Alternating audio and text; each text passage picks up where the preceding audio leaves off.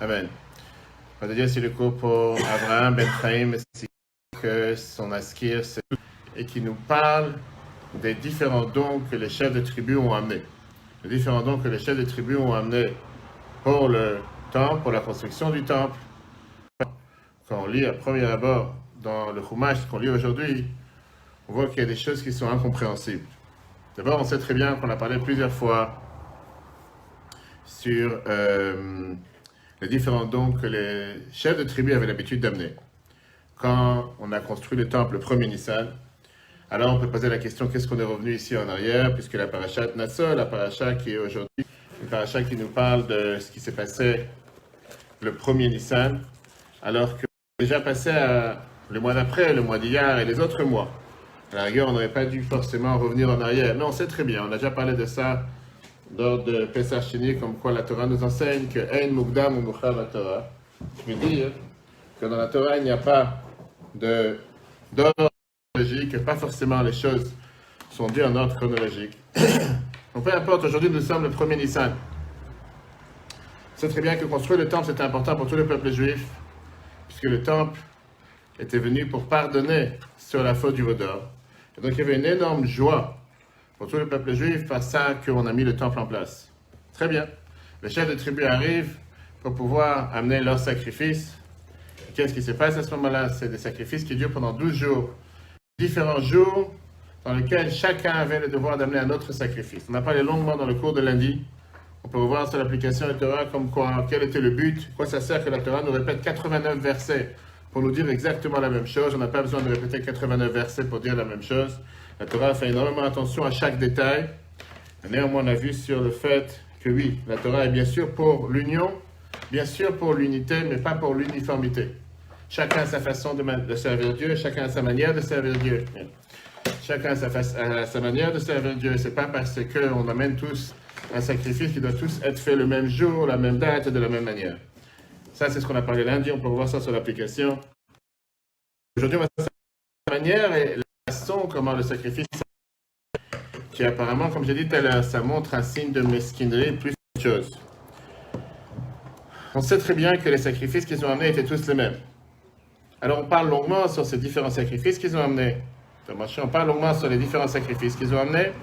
Et sur ces sacrifices qu'on amène, on nous dit comme quoi chaque sacrifice avait exactement le même nombre d'animaux, le même nombre de différentes portions. Il n'y avait pas de différence. Il n'y en a pas un qui a amené plus que l'autre. Ça, c'est ce que tout le monde parle. Aujourd'hui, on va s'arrêter sur un autre don que les chefs de tribu ont amené. Que ce don qu'ils ont amené, c'est un don qui est apparemment quelque chose de bizarre, comme j'ai dit tout à l'heure, tout celui qui écoute le discours que Rabbi a prononcé aujourd'hui, en 1982, il voit ici un enseignement magnifique, un enseignement énormément important pour la vie de chacun d'entre nous, surtout qu'aujourd'hui on termine un enseignement énormément important pour la vie de chacun d'entre nous, surtout qu'aujourd'hui on termine les 12 jours de Tashlumin, les 12 jours de rattrapage. Les 7 jours de rattrapage, qui étaient les 7 jours de rattrapage suite à Shavuot, puisque Shavuot dure seulement un jour, pour pouvoir amener les différents sacrifices qu'on n'a pas eu le temps, ou celui qui n'a pas pu les amener pendant la fête de Shavuot. Regardons d'abord le texte, celui qui a le Chumash, la paracha Nassau, paracha d'aujourd'hui, chapitre 7, versets 1 à 8. Le verset nous dit: les jours où Moïse eut achevé de dresser le tabernacle, l'oindre et le consacrer, les chefs d'Israël firent des offrandes. Ils présentèrent pour offrande devant Dieu 10 charrettes litières et 12 bêtes à cornes, une charrette par 2 chefs, un taureau par chef, et ils les amenèrent devant le tabernacle. 4 de ces voitures, il les donna aux enfants de Merari, eu égard à leurs tâches, à leur transport. En 2 mots, si on regarde le Chumash détaillé, celui qui a le Chumash, il peut regarder le chapitre 7, versets 5, 6, 7, 8, on voit comment il y a eu au total 6 charrettes par 12 chefs de tribu. 4 charrettes ont été données aux enfants à la tribu de Merari. 2 charrettes ont été données à la tribu de Gershon. Le 3e, qui était Kehat, lui n'a pas eu de charrette parce qu'il transportait les objets avec ses épaules. Regardons Rashi. Rashi vient et t'explique. La tribu de Merari, comme on va tout de suite développer, les enfants de Merari étaient ceux qui travaillaient le plus dur. Et puisqu'ils travaillaient le plus dur, ils avaient le plus grand poids à porter. C'est la raison pour laquelle ils ont eu 4 charrettes. N'oublie pas que, comme on vient de voir, chaque charrette était tirée par 2 taureaux. La tribu de Gershon a eu 2 charrettes. Donc eux, ils ont eu 4 charrettes et 8 taureaux. Gershon, ils ont eu 2 charrettes et 4 taureaux.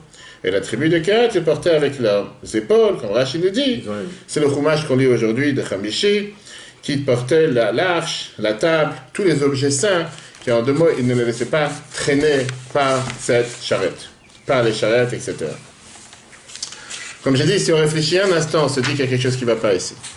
Il y a quelque chose qui ne va pas parce que tout d'abord, la première question qui monte à la surface, c'est le fait que le peuple juif a d'abord donné un don énormément large pour pouvoir contribuer au temple. On a vu ça longuement dans le Midrash Rabbah, dans la paracha Vayakel, chapitre 35. On a vu comme quoi dans le livre Shemot, les nombres par de l'Exode, que le peuple juif s'est réjoui en donnant tout ce qu'ils avaient pour pouvoir amener la construction du temple. Et chaque don qu'ils ont amené, l'ont amené de manière rapide.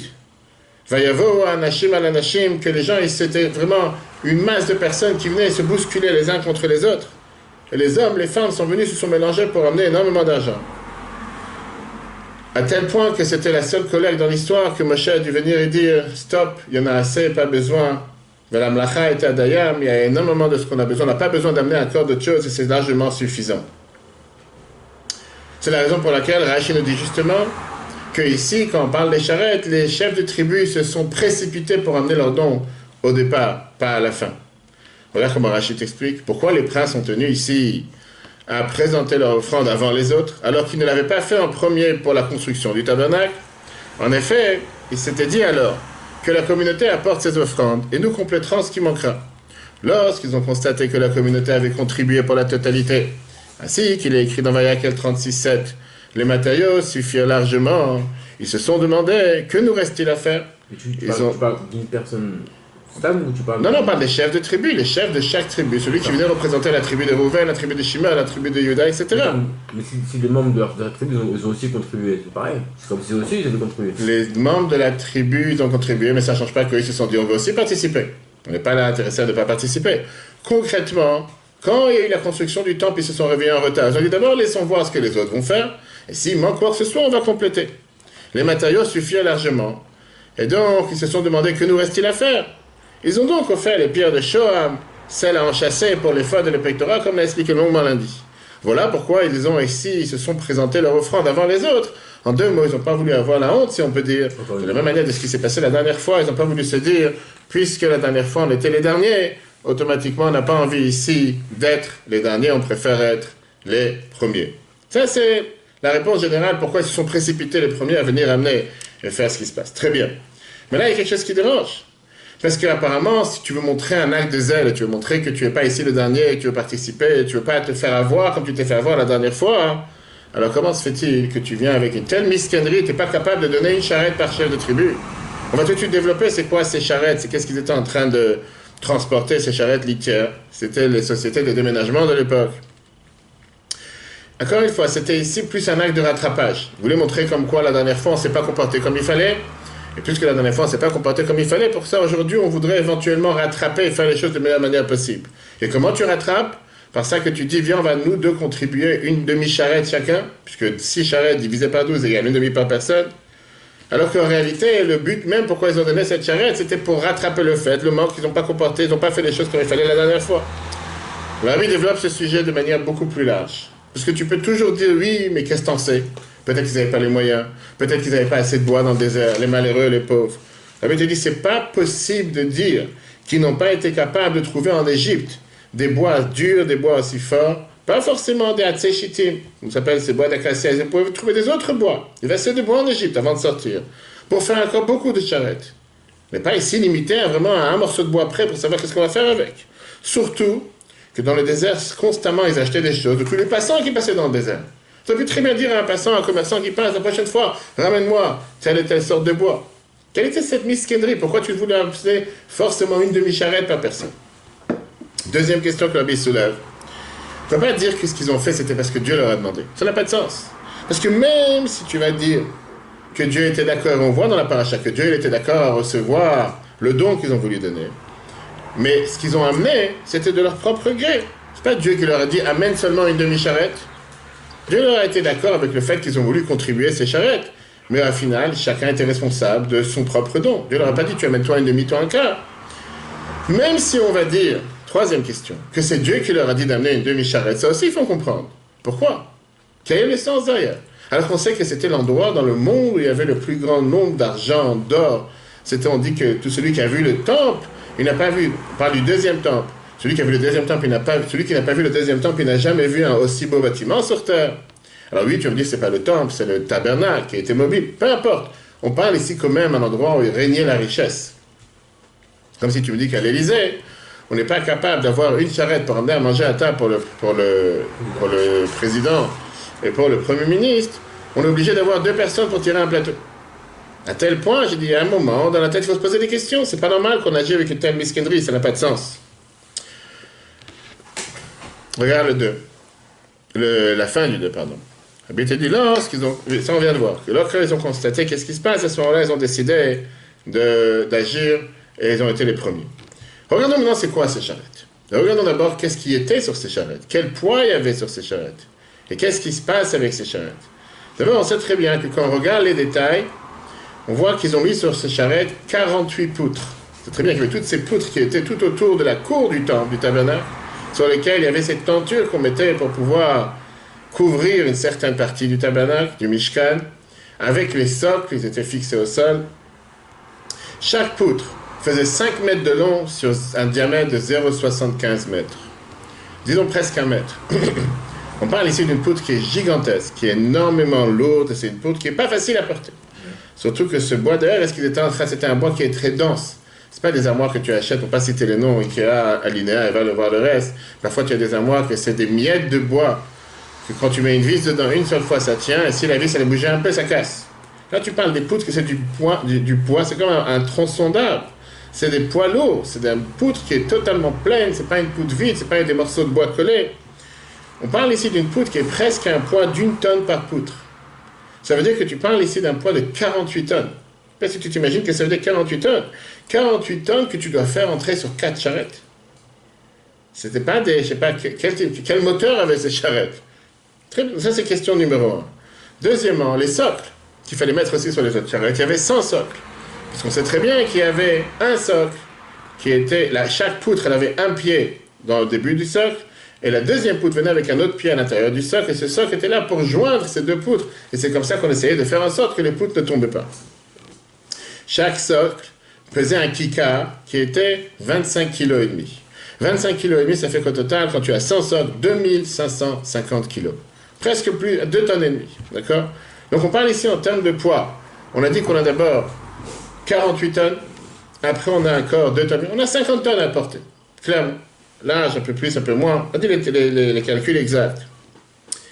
Quand tu as 50 tonnes à porter, tu ne te prends pas ici en tête en disant je vais donner une demi-poutre ou un quart de poutre, une charrette, et je vais essayer de faire le ménage. Et quand on va voir ce que la Gemara nous raconte, ça c'est quelque chose qui est totalement hallucinant. La Gemara Shabbat nous raconte les détails. Regardons d'abord le détail à l'intérieur. Dans la paracha Trouma 26, quand on a parlé de la construction du temple, chapitre 15, verset 22, tu fabriqueras des poteaux du tabernacle au bois de cèdre. Chaque poteau sera long de 10 coudées, 5 mètres, et large d'une coudée et demie, 0,75. 2 socles par poteau, 20 poteaux au sud et 20 poteaux au nord, 6 poteaux à l'ouest et 2 poteaux à l'est. Ça c'est, comme la Torah te décrit, quelles étaient les quantités et les poids de chaque poutre. Vient la paracha Pekoudé, la page chapitre 38, verset 27. 100 kikars d'argent servirent à fondre les socles du sanctuaire et du voile. Un kikar, c'était 25,5 kg par socle. Vient la Gemara Shabbat, page 99a. Et la Gemara, elle vient te demander la question suivante. Quand tu commences à regarder les détails de ce qu'il y avait sur ces poutres, en 2 mots, les détails de ce qu'il y avait sur ces charrettes, tu te demandes la question que tu peux croire que les poutres étaient simples, que les poutres étaient petites. Surtout comme Rashi te dit, qu'on avait besoin d'avoir un chef de la tribu de Lévi qui devait courir d'une poutre à l'autre, qui devait faire en sorte comme si s'assurer qu'il n'y a pas une poutre qui déborde pour pouvoir essayer de la ramasser, pour pouvoir essayer que si jamais elle dépasse, avec le fait que ça n'arrêtait pas d'avancer, que ça n'arrêtait pas de bouger, au moins la poutre ne va pas tomber. Vous avez un homme de la tribu de Lévi qui était à l'intérieur de la charrette, que son devoir, son travail, c'était quoi? De courir derrière la poutre et de s'assurer derrière la charrette que si jamais il y a quelque chose qui tombe, ça tombe pas. Quand tu réfléchis un En même instant, temps, dire que un homme tout seul, il peut pas. Une poutre, c'est une dame. mis à part le fait qu'un homme de vie ne peut rien faire, Même comment il peut. tu peux dire ça pourrait, on pourrait paraître ici que c'est un miracle. On pourrait dire que quoi? Que le fait on a été capable d'avoir 50 tonnes, le fait qu'on a été capable d'avoir 50 tonnes sur la poutre, sur la charrette, c'était un miracle. Alors, l'arbitre ne répond pas forcément. Parce qu'il ne faut pas oublier qu'il y avait cette colonne de gloire, ce nuage qui joignait les peuples juifs dans le désert et qui aplatissait tout. Il n'y avait pas de montagne, il n'y avait pas de vallée, c'était pas un terrain avec des cailloux, avec des bosses, etc. Et de l'autre côté, la force d'un taureau est énormément puissante. Rappelle-toi qu'un taureau peut peser jusqu'à 2 tonnes. Et quand tu dis qu'en règle générale, un taureau peut tirer jusqu'à 6 tonnes. Je ne sais pas comment ça se passe avec les taureaux qui enseignent les mains, mais ça, c'est ce que la Torah de la Gemara te dit par rapport aux taureaux qu'il y avait à l'époque. Donc tu fais le calcul. On avait quand même 12 taureaux. D'accord? Puisqu'on nous dit qu'il y avait 12 taureaux et 6 charrettes. Donc c'était pas quelque chose qui était impossible à faire naturellement parlant. Ce qui nous dérange plus que ça, c'est pas tellement comment ils ont pu être capables de tirer ces poutres. Ce qui dérange, c'est le fait de pouvoir avoir une telle miscannerie, un tel sentiment d'être radin, alors que tout autour était tellement grande richesse. Qu'est-ce que tu joues ici à une demi... Prends ta charrette, donne 2 charrettes, fais les choses là. Tu as besoin vraiment d'avoir un homme de la tribu de Lévi qui court par derrière et que dès qu'il y a une poutre qui bouge un peu, il commence à la remettre de son côté, à droite, à gauche, qu'il la mette dans son état. Ça n'a pas de sens. J'ai encore une fois, rien qu'à voir ce sentiment que tu dois avoir quelqu'un qui court par derrière comme un idiot derrière la charrette et qui s'assure que dès qu'il y a une poutre qui bouge, d'abord concrètement comment une poutre si lourde peut bouger. Généralement, ça ne bouge pas, surtout que le parterre est droit, il n'y a pas où sauter ni quoi que ce soit. Et de l'autre côté, ça a l'air comme... ça ne représente pas ce qui est le temple, ça ne représente pas ce qui est l'endroit qui est fait pour Dieu, etc. Pourquoi n'ont pas donné beaucoup plus de charrettes? Plus qu'on puisse mettre dessus des poutres de manière large, sans difficulté. Là, il y a une règle dans la halakha, une règle dans la Gemara qu'on répète sans arrêt, qu'on ne mélange pas la pauvreté et la richesse. Dans un endroit où il y a la richesse, il n'y a pas de pauvreté. Quand tu fais les choses comme à l'Élysée, que chaque chose se passe en or, en argent, fais les choses de manière bien, de manière large. Je ne vais pas amener ici quelque chose de jetable ou quoi que ce soit. Regarde la Gemara. Gemara Shabbat à 99a. Quelle était la longueur d'une charrette? 5 coudées. Pourtant, 4,5 coudées auraient suffi. Ceci était afin que les poteaux ne soient pas serrés. D'accord. Quelle était la largeur d'une charrette? 2,5 coudées. Pourtant, 1,5 coudée, ça aurait suffi. Ceci était afin que les poteaux ne soient pas instables. En fait, une coudée supplémentaire était disponible dans laquelle se tenait un lévite. Dès que le poteau tanguait et se déplaçait, il est rattrapé. Vient un Rashi. Rashi te dit pendant toute la route. Le lévite marche derrière la charrette. Dès qu'il voit un des poteaux se déplacer, il court vers le côté, s'insère dans l'espace du demi-coudé au côté du poteau bancal, jusqu'à remettre le poteau à sa place. On dirait vraiment que tu es dans un bidonville, avec des personnes qui n'ont malheureusement aucun instrument, qui n'ont aucune machine, qui n'ont aucun tracteur, qui n'ont aucun moyen de pouvoir bouger. Et automatiquement, ça c'est la manière comme ils peuvent agir. La vie te dit, a priori, cela est le contraire de la largesse et la richesse du tabernacle. La pauvreté n'a pas sa place dans un lieu de richesse. S'il y avait plus de charrettes, on n'aurait pas eu besoin d'empiler ainsi les poteaux. Comme j'ai dit tout à l'heure, c'est une question qui dérange et c'est une question surtout dans le Chumash aujourd'hui, puisque c'est le Chumash qu'on a aujourd'hui, le 12 Sivan. Le Rabbi en a parlé longuement en 1978, ainsi qu'en 1982, aujourd'hui, hier soir, le 12 Sivan. L'explication est richissime parce que c'est une explication tellement riche pour chacun d'entre nous. D'abord, il faut faire attention à une différence de texte qui est mentionné dans le Sifri, qui est le commentateur du Chumash, et le Midrash Rabbah. Dans le Sifri, c'est écrit Maraou anesim leitnadev lechatrila. Comment se fait-il que les chefs de tribu ont voulu donner, depuis le départ, ils ont voulu être les premiers? Alors que dans le Midrash, la phrase qui est utilisée, c'est Lama nisdaz. Pourquoi ils se sont précipités à vouloir amener les sacrifices d'abord? Regardons dans le texte. Le Midrash Rabbah, Parashat Nassau, Parashat 12, versets 16, 18. Le Midrash dit la phrase suivante. Les chefs sont pressés ici d'offrir, alors qu'ils étaient paresseux pour la construction du tabernacle. Le tabernacle terminé, ils s'empressèrent d'offrir les sacrifices. Moïse craignait qu'une des charrettes se fût cassée, ou qu'un des bœufs était mort, et que le sacrifice des chefs était invalide. Dieu les rassura. Ça, c'est ce qui est écrit dans le Midrash. Alors que pour le Sifri et Rashi, les 6 charrettes et les 12 bœufs n'ont pas la définition de sacrifice. Rien à voir avec un sacrifice. Selon le Midrash, il s'agit d'un sacrifice, comme le verset l'indique. Ils présentèrent pour offrande devant Dieu. Tu as ici deux différences. D'après le Sifri, c'était oui un sacrifice. D'après le Midrash, c'était pas un sacrifice. Pardon, le contraire, d'après le Sifri, c'était pas un sacrifice. D'après le Midrash, c'était un sacrifice. Tu vas me dire, qu'est-ce que j'en ai à faire? C'est quoi cette différence? Très simple. Est-ce que les charrettes, c'était un moyen de pouvoir transporter les objets du temple et que sans ça, je ne vais pas les transporter? En deux mots, ça ne fait pas partie de ce que j'aurais dû donner au temple? Ou bien non, on aurait pu trouver un autre moyen de transporter les choses. On a préféré d'offrir aussi des charrettes. C'est comme si je te dis, au lieu de transporter tes valises, comme à l'époque, quand j'étais à Kiev la première fois, c'était en 1994 à l'aéroport Borispol, il n'y avait pas ces voitures que tu as à l'aéroport pour transporter tes valises. On sortait de l'avion, avec nos valises dans la main. Il fallait transporter chacun sa valise jusqu'au bâtiment. Il y avait un seul bâtiment à l'époque où on devait se faire tamponner les passeports. Il y avait une lampe dans toute la salle. Il fallait prêter ton propre stylo, c'est ce que j'ai fait, pour qu'il puisse signer sur un papier que je suis passé par la frontière. Et je me rappelle comme aujourd'hui, il fallait que tu traînes. À l'époque, j'étais venu pour organiser un centre aéré. Il fallait traîner tes cartons, il fallait traîner des sacs. Il n'y avait pas de charrette, il n'y avait rien. Ils auraient pu trouver un autre moyen comment le faire. Tu n'es pas obligé d'amener des charrettes. Ce n'était pas un luxe. Viens l'habitude dit comme ça.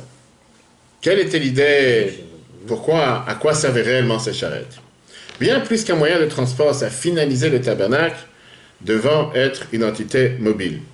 Le but même du tabernacle, contrairement au Mishkan d'ailleurs, le Mishkan, c'est le fait que c'était un tabernacle qui bouge, qui ne reste pas du surplace. Et ça, c'était toute sa spécialité. Le Midrash Rabbah te dit qui leur donna ce conseil des charrettes? La tribu d'Issachar, qui étaient des grands théologues, des grands penseurs, des grands érudits, on a parlé de ça longuement dans le cours de lundi. Il leur dit, le tabernacle que vous avez construit est suspendu en l'air, offrez des charrettes, afin que vous puissiez les transporter. Rien Rabbi t'explique comme ça. Les charrettes ne sont pas qu'un simple moyen de transport, un élément indépendant du tabernacle. Au contraire, le tabernacle lui-même devint une entité mobile transportable en charrette. Sans les charrettes, le tabernacle était suspendu dans les airs. Vous ne pouvez rien faire avec. Parce que le but même du tabernacle, comme on va voir plus tard, c'était voyager, camper, monter et démonter. Les charrettes et les bœufs finalisaient le tabernacle, construit et conçu comme une tente d'assignation, une entité mobile qui se déplace avec les enfants d'Israël. C'est comme je te dis aujourd'hui, tu as un cirque mobile, le Havdil, qui se déplace de ville en ville, et que tu n'as pas les camions pour transporter, que ce soit les objets, les jeux et les animaux, peu importe, tu peux rien faire avec. Ça ne reste plus, ça n'a pas son but, ça n'a pas son sens, ça n'a pas son utilité. Et donc, ça faisait partie, comme le Midrash nous dit, c'était lui un sacrifice. Alors, on revient à la question principale qu'on a demandé, pourquoi lésiner sur les charrettes?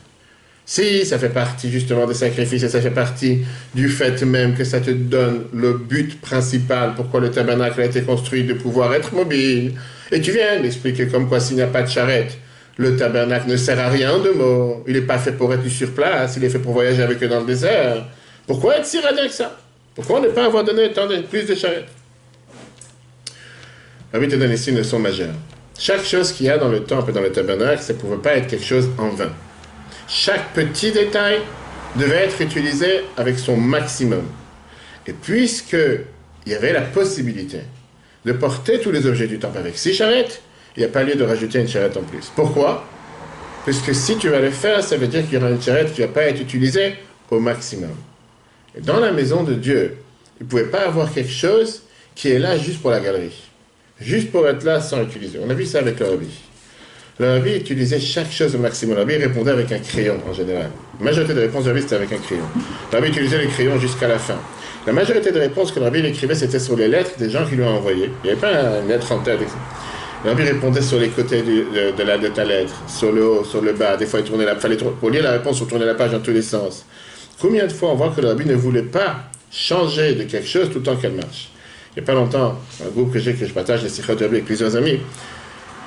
C'est juste après Purim, un Shabbat qui dit ça, juste avant Pessah.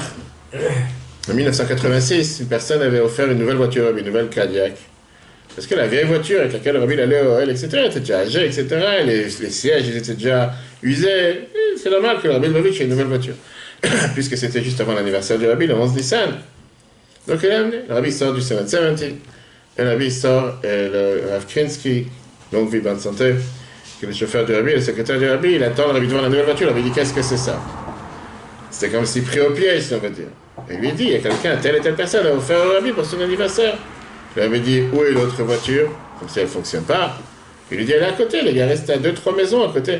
Rabbi lui demande, je ne veux pas monter dans cette voiture, va chercher l'autre voiture. Tout le monde attend dehors, il y a une vidéo. Rabbi il attend. Il déplace la nouvelle voiture et reprend la voiture. Et après, 3 semaines après, Rabbi explique dans un discours, qu'est-ce qu'on m'attache avec une voiture, avec son humour, comme il parlait à chaque fois, en expliquant quel est le besoin. Il y a une voiture qui marche, pourquoi j'ai besoin d'avoir une nouvelle voiture? Et Rabbi, il n'a pas accepté de prendre cette nouvelle voiture. Mais c'est chaque chose comme ça. Regarde dans les chiffres 6. Ben ouais. Ben oui. Qu'est-ce qu'ils ont fait avec? Je ne sais pas. Je ne suis pas dans l'intérieur, je ne sais pas. Première réponse, selon le Midrash. Pourquoi les aînés sur les charrettes? Rach te dit, tout l'argent des ustensiles, cela nous apprend que les ustensiles du sanctuaire pesaient leur poids exact. Qu'on les pesa séparément ou ensemble, rien n'était en trop, ni rien ne manquait. Rabbi te dit que dans le tabernacle, il n'y avait pas un seul objet, pas même le plus petit, qui n'avait pas sa place et son utilité. Rien n'était superflu. De même, les charrettes et bœufs, partie intégrante du tabernacle, devaient être à leur mesure exacte, ni plus ni moins. Le potentiel de chaque détail et parcelle doit être utilisé pour sa fonction prévue.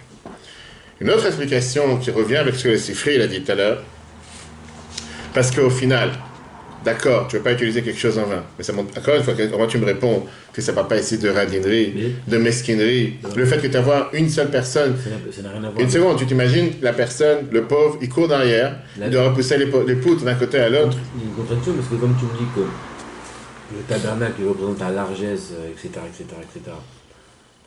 c'est pas parce que la largesse, par définition, elle va utiliser des choses qui n'ont pas forcément besoin de chaque parcelle, comme il dit. Alors encore, c'est ce qu'on va tout de suite voir. Aujourd'hui, tu as ce qu'on appelle dans le monde des affaires.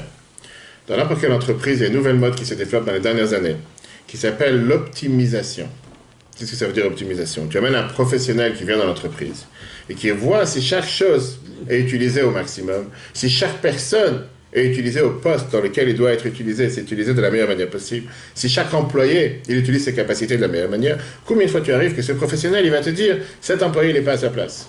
Il peut être exploité, il peut être utilisé, il peut travailler de manière 1000 fois mieux s'il sera sur un autre poste, etc. Et automatiquement, sur le moment, un employé peut comprendre, mais pourquoi j'ai été muté dans un autre poste?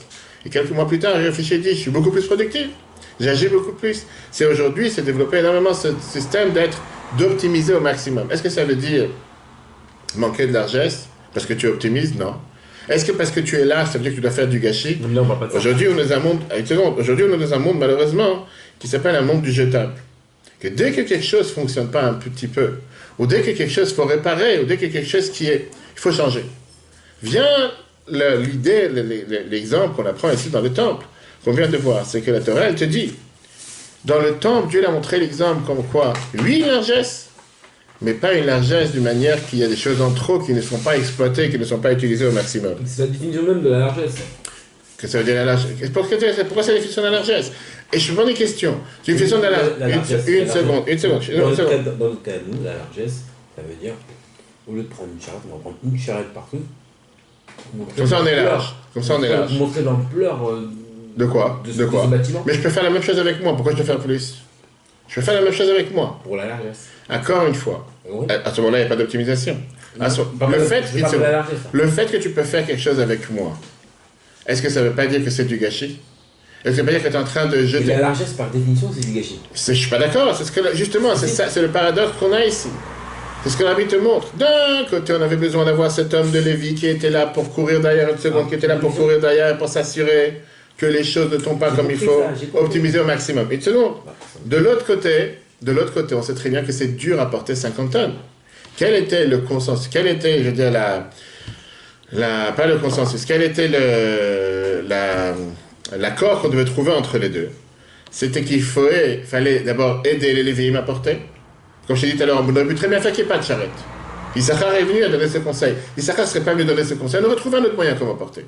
On aurait trouvé mille et une façons. On avait assez d'animaux, on avait assez de taureaux, on aurait pu mettre une poutre par taureau, on aurait pu trouver un autre moyen. On n'est pas obligé d'en avoir. De l'autre côté, quand cet homme de Lévi, quand cette tribu de Lévi retourne à la maison le soir, il se sent qu'il a été actif. Il se sent que je n'étais pas là juste pour dresser des taureaux ou pour tirer la corde d'un taureau pour faire en sorte que moi j'amène les taureaux mais j'ai rien à faire. Non, il se sent qu'il a été utile. J'ai travaillé aujourd'hui. Comment j'ai été produit? C'est combien de gens aujourd'hui viennent se plaindre qui sont dans une société, ils n'ont rien à faire? Quand j'ai appris tout ce qui était, qu'on appelle ça, pas seulement time management, comment gérer le temps. J'ai pris plusieurs conférences sur comment définir, avoir un job description, une description du travail.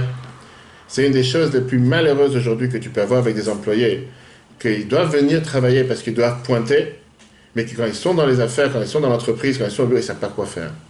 Ils attendent qu'on leur dise quoi faire. Ils sentent quelqu'un est tellement pas contrarié, il se sent tellement dévalorisé, qu'il est assis à un poste et qu'il ne sait pas qu'est-ce qu'on doit faire. Il ne sait pas qu'est-ce qu'il doit faire, il ne sait pas qu'est-ce qu'on attend de lui de faire, les choses ne sont pas claires. Et là, plus pire, et malheureusement, tu as ça dans le monde religieux, et tu as ça dans le monde des shluchim aussi. Tu as ça parce que des gens qui ne savent pas, depuis le matin, ils se lèvent, qu'est-ce que je vais faire aujourd'hui? Et qu'ils ont un employé, pour dire j'ai un employé, viens au bureau, après je te dirai quoi faire. Et que la personne se sent détruite, parce qu'il se sent qu'il a des capacités qu'il peut utiliser, qu'il n'utilise pas.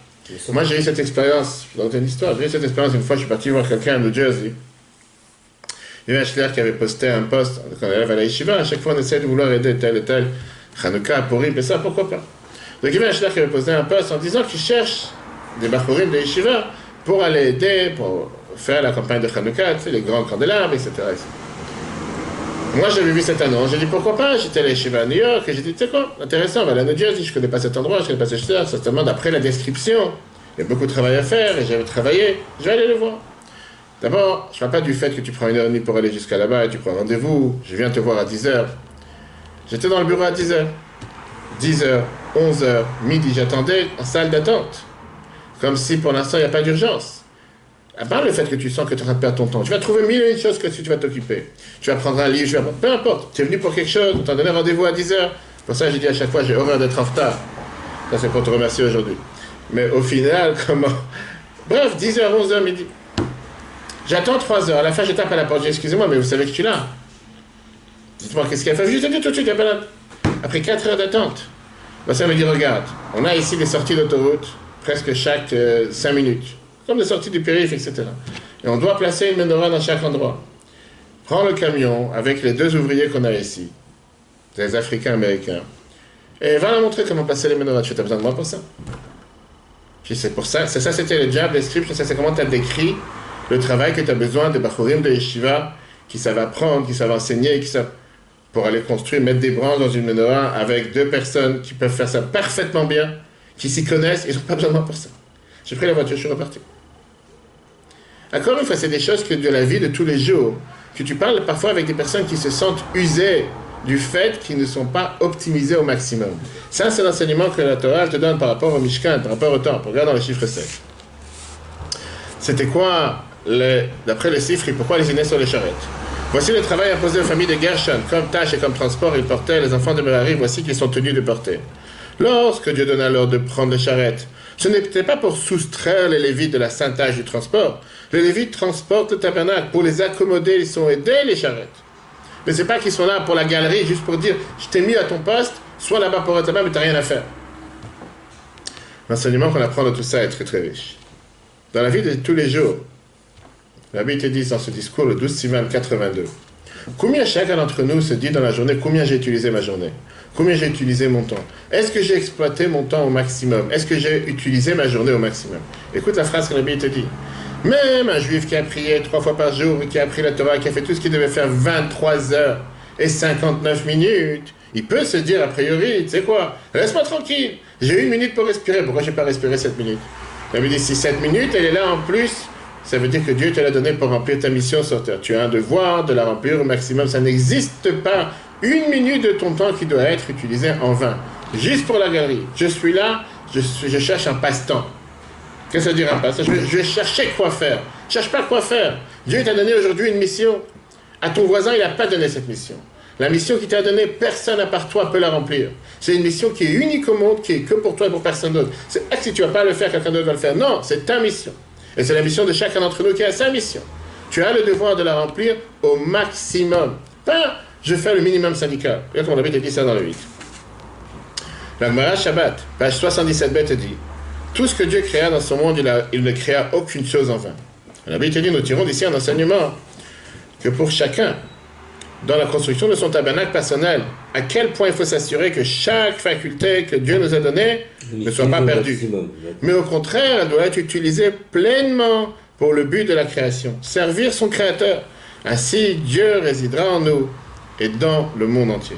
On a vu ça aussi avec le Rabbi. Combien le Rabbi poussait, encourageait les gens à utiliser les dons que Dieu leur a donnés au maximum.